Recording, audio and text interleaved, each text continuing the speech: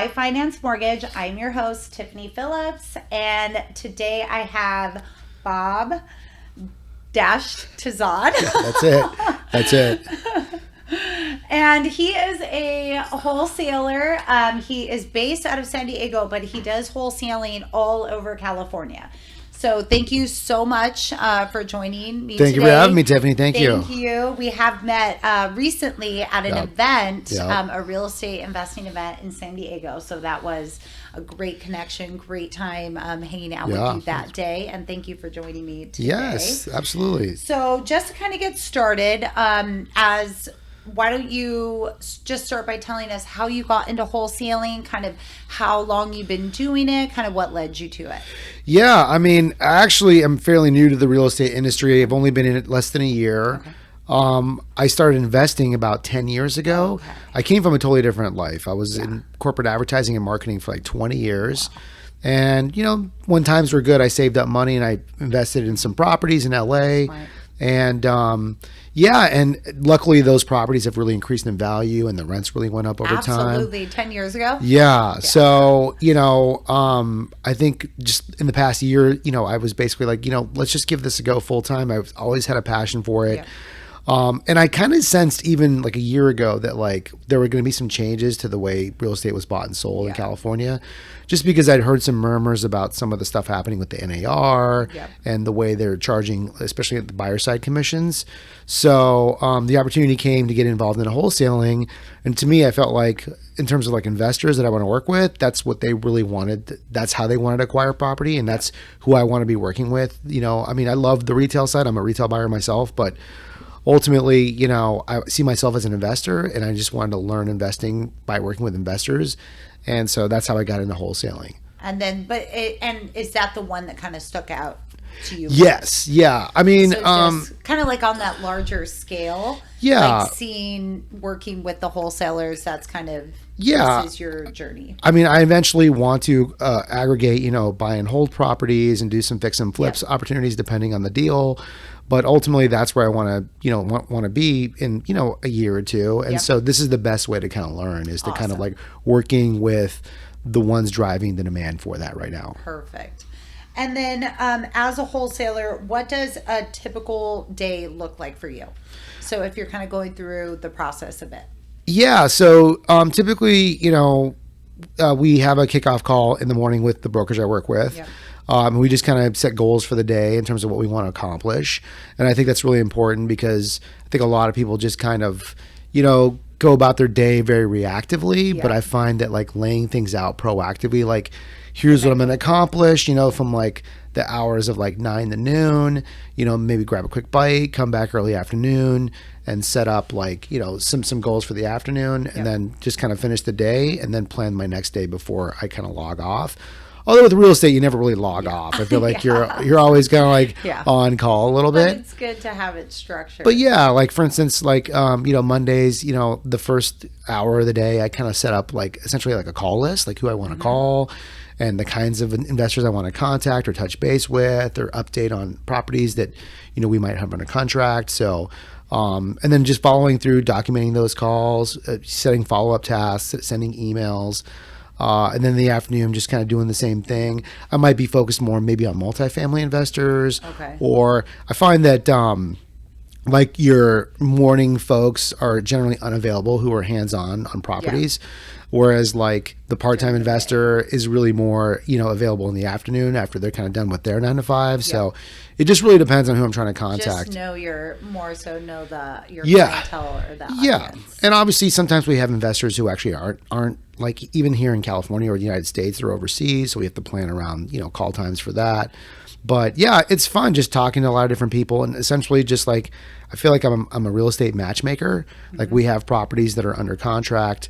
And maybe I should back up a little bit to explain wholesaling for those who might not know what that is. That would be if you could do that for us. Yeah. So I think for a lot of folks that are used to real estate, they kind of understand it from the standpoint of either buying or selling their home traditionally. Yep. And that's like hiring an agent, getting it listed on like MLS, having buyers come through and then, get an offer made and then there's like a 30-day close and then, 60 days, 90 days later, it Yeah. gets recorded. And that's a traditional sale. And that works for like retail buyers who ultimately want to live in that property. But Yeah. in California, we have a housing shortage. And a lot of the ways those shortages are being kind of addressed is through like house flipping. So investors typically go buy property below market value, put money into that property, bring it up to market value, and then sell it off to retail buyers. And so in order for the math to pencil out for the investor, they need to get the property at like lowest cost as possible.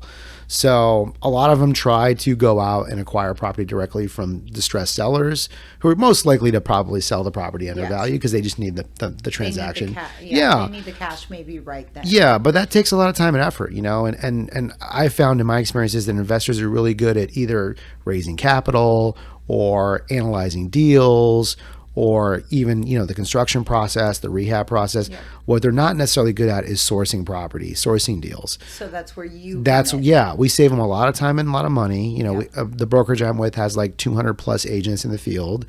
Half of them are kind of like focused on essentially acquiring those properties direct from seller.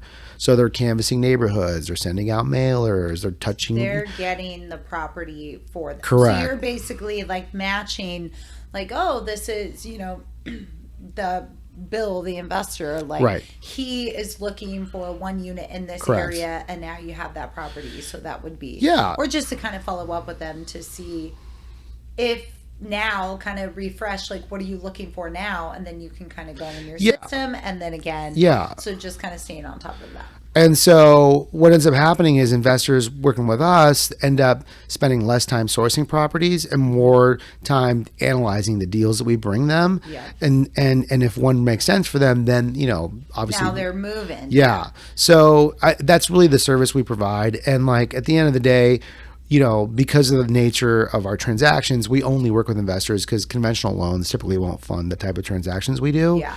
They want like a contingency period. They want like an inspection period.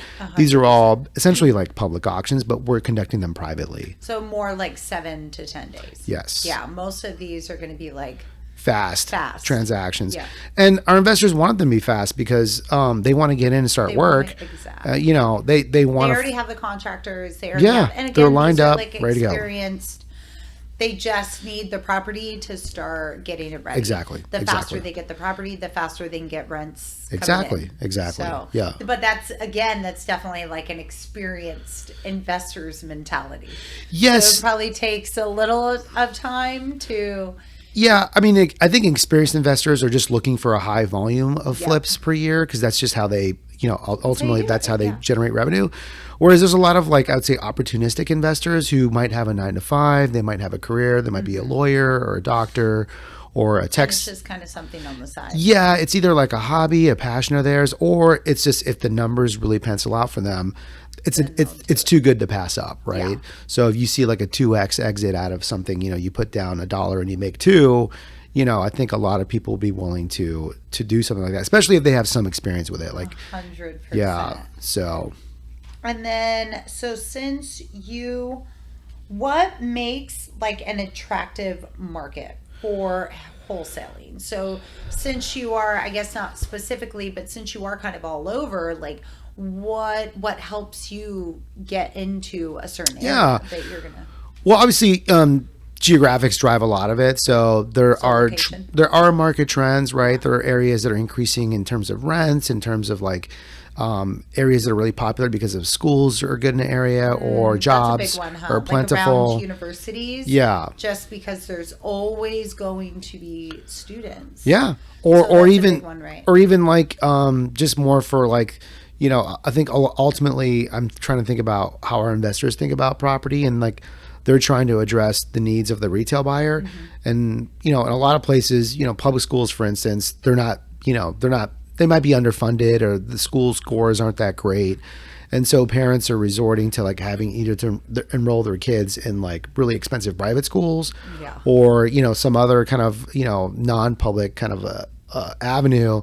And so it's a lot of money out of pocket. So there's a really big demand, like especially places like LA, where if you can have a turnkey property in a really good school district, there might be older housing stock in that area, but if it can be brought up to like market and like completely renovated, with the schools, the parents are actually saving a lot of money by buying into that neighborhood. 100%. So, yeah, like, I would say like geographic kind of drivers like that. But in general, like I would say like what makes a good market is just a nice equilibrium, a balance between supply and demand. And obviously here in California, we kind of see the extremes of that. I think right now we're probably headed towards equilibrium, but with the rates being as high as they are, they're keeping a lot of folks on the sidelines right now. And so I think it's kind of a seller's market, but if you sell, like, where are you going to move to? You got to buy, if you're going to stay in California. I know, if you're going to stay. And right. that's why a lot of sellers, that's why there's low inventory. Right. Because they're like, because if you do sell, a lot of them do want to move, but they kind of feel a little stuck. So yeah. And as soon as they start to come down, again, it's all about the numbers making sense, right. Right. And it is tricky. I know a lot of investors not staying here, especially in this time frame. They've been, but that's also related to, the renting laws and stuff. So I hear now I'm starting to kind of pick up certain things to kind of look for in those, that it might it's going to favor landlord versus. So, but California, so that's also a little more tricky being out kind of all over California, that it does favor the tenants. Yeah, those are tightening, right? Like this year, a lot of those laws. Yeah, I mean, how does that kind of affect? Well, I mean, we definitely are hearing from investors who used to invest pretty heavily in California, even as recently as, they're looking at like Texas, and they're looking at Utah, or some Ohio, other, others rent-friendly states. I mean, even like Florida, obviously, there's been a lot of interest in Florida, I think, in the last couple of years. Short-term rentals for Arizona, I think, they were actually really hot at one point, but we're seeing a little bit of pullback there. But yeah, I mean, ultimately, I think, I think some of those laws will be revisited. I think, especially with squatting and stuff, there's just so much that people are dealing with, like landlords. How can people stay, for like a year? I mean, they're going to have to address it, because it's seriously preventing development from happening, which is the number one driver of the housing crisis here in California, is just a lack of inventory, and people are creating it basically from old inventory. I mean, that's what house flipping really is just rehabbing old inventory and addressing like mid to top of the market. And we're just not building any net new units right now, because it's just so hard for the developer, for them to pencil out with all the requirements. Definitely been a trickier market, but that's why we are here to help navigate. That's right. And then, so when you are looking, how do you source your deals, and what criteria do you use to evaluate them? Yeah, so I think wholesaling in general is pretty, it's pretty common. And there's a lot of wholesalers out there. I mean, it's somewhat developed like a rogue reputation, just because there's a lot of rogue operators in the space. My brokerage, for instance, Fair Trade, we only employ licensed agents. I myself am a licensed agent. But a lot of wholesaling, there are kind of a lot of like wheelers and dealers in the space who are just getting properties, under contract, you hope. And then they're selling them off to their personal network of investors that they know. Oh, okay. Now, obviously, there's a lot of horror stories with, some Is that kind of flying under? So would that kind of be like, I guess, in a sense of like a for sale by owner, like how... I mean, a lot of wholesalers, like, essentially what they're looking for is a lot of the things that maybe the retail buyer is like definitely doesn't want. So, pit bull on a chain in the front yard, chain link fence, tarps on the roof, weeds, a dilapidated house. Those are all telltale signs of a distressed property. Yeah. And probably an owner that, might be having difficulty or going through some life kind of event changes. So they might be more receptive to like an all cash offer. And so, and generally, we're just looking for properties in distress, because that's where a lot of the value is going to be for our investors, and ultimately. And then you can kind of build, but are you fixing them, or just, are the investors still just going to get into contract with where they are? Or is that like a different? Yeah, no, well, wholesalers typically don't do any work on the houses. They You're just finding the deal. Yeah. And then they will come in and basically do their fix and Yes. flip or hold or whatever Exactly. they're going to do. Exactly. So you don't really need to make those decisions. Yeah, we're almost treating distressed properties as like an asset class. Yep. And so we're aggregating that asset, and then there's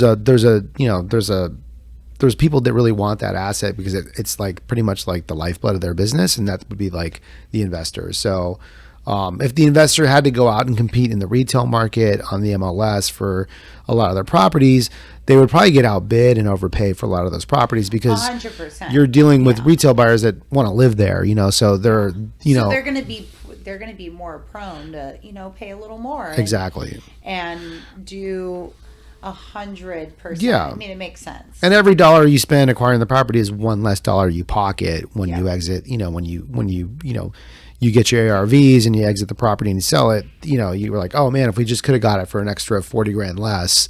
This would have been that would have really made the difference. Well, and I mean, the mindset's different. Like you said, somebody's looking to get in that home, like a retail, like they're going to build their family there, or it's an emotional, it's an emotional buy rather than just quant. It's like just numbers driven. Exactly. Like how much money? The more you spend in the beginning, it's going to be going into your cash flow. Yeah. So I don't think families are sitting around with a pro forma going, okay, this property doesn't make sense, but maybe this one does. It's more emotional. No. They're it's more like how many rooms does it have? Where can Billy set up his room? Yeah, our friends live in this neighborhood. So we love really the schools. The numbers, I mean, I personally walk through, on the payments. I don't do it too much just because it fluctuates. Right.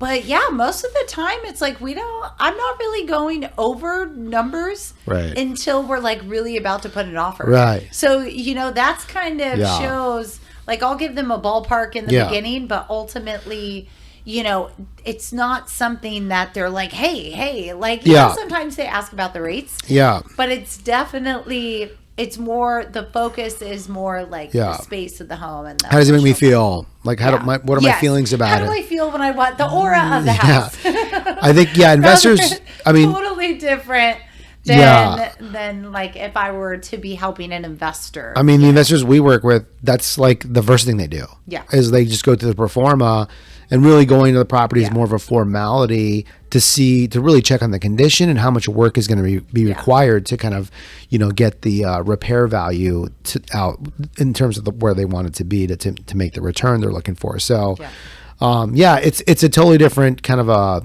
totally different strategy, totally different play, but I enjoy it.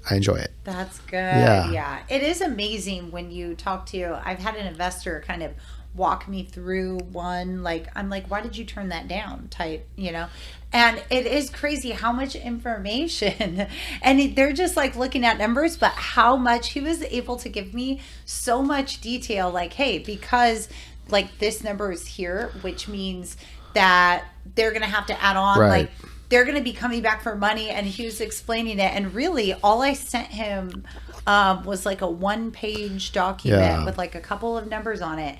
And the way that his brain, like that experience, it's like the Matrix.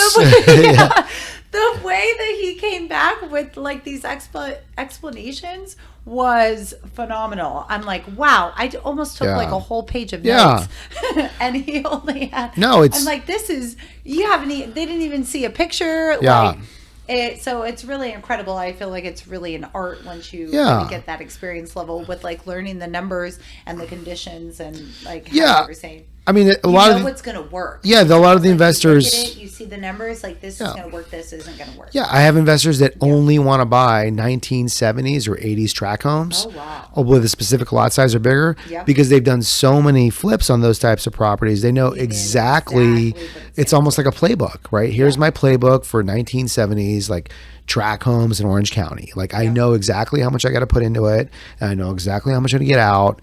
And if I time it just right, it's gonna, it's gonna be for sale in the summertime, which is like when everybody kind of, just crushing it. So I love that mentality. Yeah. And can you share a particular, like maybe a challenging deal and how you navigated that? Yeah, I feel. Is there one recent? I feel like there's one happening right now.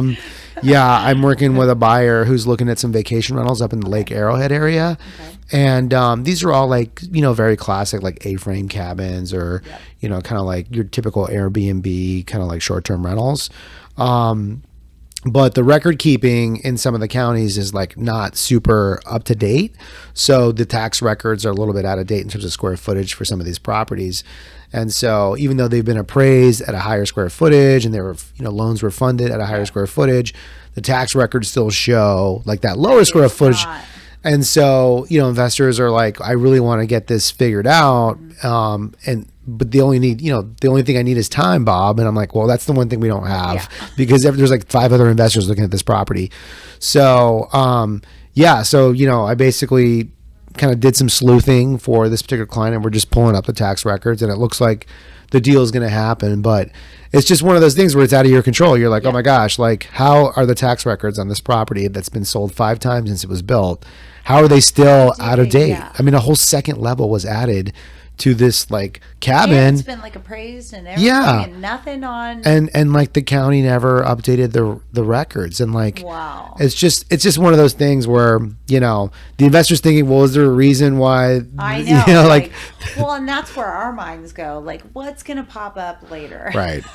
Like, I'm always kind of thinking of the trail ahead. Yeah. Especially when people are giving me details, I'm automatically, okay, we're going to need that document. Yeah. It's like, I'm already like making their list of like what could pop up down. Yeah. I mean, it's for us too. Like, as long as we can think of, if you at least just take that couple minutes in the beginning and like try to get that trail, and then so you won't have or like lease pop-ups later. Yeah, I mean, we work with all different types of investors. I mean, some of the investors I work with, or they only do like a couple of projects a year because that's just, they're not that big. They're just kind of getting started out. Yeah. Versus we have other investors I work with where they do like 20, 30 projects a year. And so they know, some are going to be more profitable than others. So they play a little looser, with the projects. And so I think they just make quick decisions and like just being able to work with clients like that. I see how they make their decisions and I start to think like that myself. So I'm like, oh no, this needs a new roof. You put the roof cost in, like this deal isn't penciled out anymore. I'm not even going to show my investor that deal. Got it. Yeah. Okay, that's super. Yeah. So you kind of do that work for them too. Yeah. So. Yeah. All the properties that my brokerage gets under contract, we do a full inspection of the property and all the disclosures we share with the investors, and ultimately if we discover something during the inspection, like, hey, there's some foundation issues or some settling issues, the chimney's starting to lean. That's good because then you at least you're coming to them not just with the deal, but like also like solutions. Yeah, we won't wait for the investors to bring that up. Well, if we uncover it during the inspection phase, hey, I got this. We'll go You're back. Need to do this and this. It's going to cost this much. But it's like I feel like that's why you're so successful, and it's like because you present it like that. It's like, look, I've already done the work. This is what it's going to be. They could just review it and like get going. And pass it up. And like, why kick the can down the road? Somebody's gonna have to ask for a credit at some point. Yeah. So we'll just, right there, like in our upfront kind of front end, escrow, we'll ask for that credit upfront and just get a price reduction. So everybody wins. It's like we know there's an issue with the house. We've relayed that fully transparent to all the investors, and we lowered the price, knowing that it's going to have to be repaired. You know. That's awesome. And how do you stay, so especially in California, we've already kind of touched on it a little bit, but how do you stay compliant with the legal aspects of wholesaling in California? Yeah. Especially with them getting, tighter. Yeah. I mean, I think this is a really important question because like I mentioned earlier, there's a lot of rogue operators in the wholesaling space. So they're not. And I mean, I've heard that there's a lot of, kind of like, I've just heard a lot of horror stories about wholesalers that aren't necessarily licensed.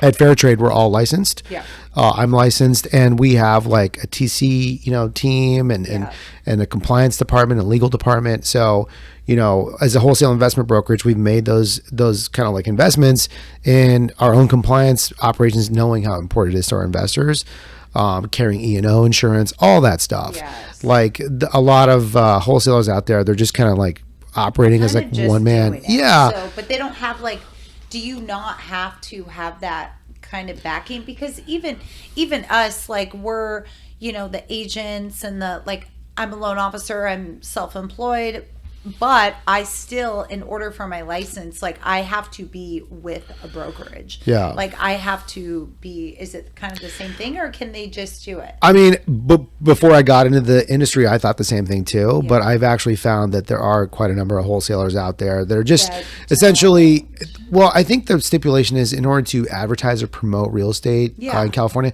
you have to be a licensed agent. Yeah, okay. But I think what they're doing is, but with wholesaling, I don't think, maybe they found like a little loophole. Yeah, well, I think they're not technically advertising or promoting; they're just working within a network of buyers they already know. So it's more like horse trading or something. I don't know, but I've heard stories where investors thought they were entering into contract on a property, and it turns out the wholesaler didn't even have rights to the property. Like there was some some paperwork that hadn't been filed or something. So I don't know. Just, I would say, do your due diligence, whoever you work with. And that's why, again, it's like, find your team, do the research. And I again, like, part of this podcast, like, talking with realtors and wholesalers and people that I know that are backed by, that can be trusted, right?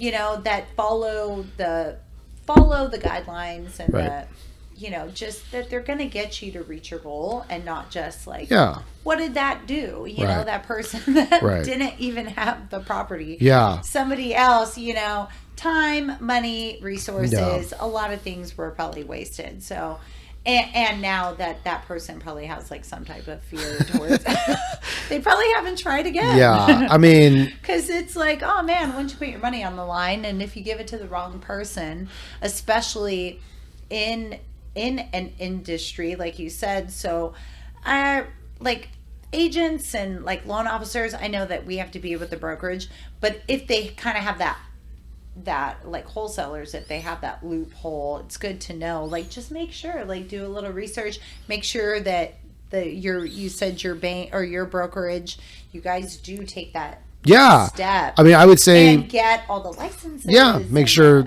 if they're a brokerage, they have a brokerage license. If they're an agent, they have an agent license. I mean, I would say that's the bare minimum. But some people fall in love with a deal and they kind of forget about 100%, looking into that stuff. Which I can see that. Because, real estate is real estate. If it's a house, if if you get connected with that, it's like nothing else matters. Like, I want this one. Yeah, it's people just fall in love with the return. Like they fall in love with the deal. So I can see why that happens. Yes, but still, make sure that I think the biggest thing in this whole market is like, find your team. Yes. And I've been yelling it from the rooftops everywhere. Like, all those little things add up, and especially to get a deal closed nowadays. It's like, it takes all of us. It takes, that whole, you're backed by your bank or your brokerage. So but what advice would you give to someone looking to start in wholesaling today in this market? I mean, I would say that I'd actually turn it around. I mean, like, the advice I'd give to investors is, like, obviously look into the wholesalers you're working with. Obviously, wholesaling is one part of a strategy. Like, I would say the most successful investors I know are using multiple sources to source new deals. So they're doing their own direct to seller negotiations when they can. They're working with, licensed and reputable wholesalers like Fair Trade. And they're also, going to public auctions. I mean, they're kind of doing it all. Just all of it. Right. I don't think there is like a magic bullet to kind of get fix and flip. Yeah. I mean, I think you get whatever the deal is attached to. Yeah. I mean, ultimately, I think you have to be nimble and flexible and just like, real estate agents, obviously you have to go to your personal network. You've got to do some social media. You've got to get on the MLS. Yeah. There's so many different ways to generate business, but ultimately, I think the answer is you got to kind of do a little bit of everything. And so that's what I would say is just don't look for the magic bullet, if you're a wholesaler looking to get into it, I would say, just do some research on like who you want to hang your license with. Obviously there's I think there's a couple of really good companies out there that are doing it. And then there's a lot of people that are going to promise you the world if, you know, they just want to take you under their wing and kind of like ride off your kind of like efforts. So Yeah. I've seen a lot of that as well, you know, so I just say, just, you know, buyer beware. Yep. Got to be careful on that one. Yeah. But absolutely. And I like just, I feel like with anything, you just kind of got to jump in and get your groove. If you love that fix and flip life, or if you love that, you know, you are more, you're like a connector. You're doing all of that for them. It's almost like, you know, you're bringing them the deal. You know what they want. You're going to get them.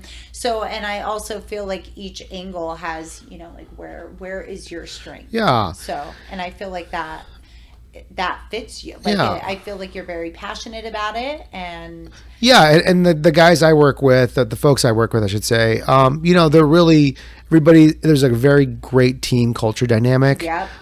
We all learn from each other, and ultimately, I think we just kind of challenge ourselves to be better, and we make it fun and somewhat like academic. Like we're always like, oh, what happens if this were to happen? You know, like we just kind of do scenario. Like I love the scenario, back and forth. Yeah.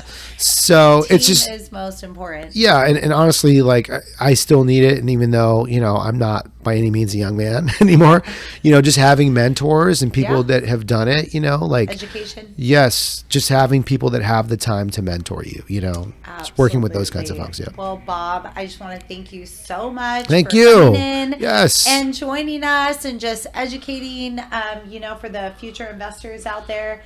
Like, just to give some tips and some tricks, and hopefully, you know, if that is wholesaling, please feel free to reach out to Bob. Yes, my website is maxyieldrealty.com. That's MAX yield YIELD realty.com, and I have some good information there. In there, but thank you again. Yes. And thanks, Tiffanie. I will have him back so then we can do another recap on the wholesaling. All right.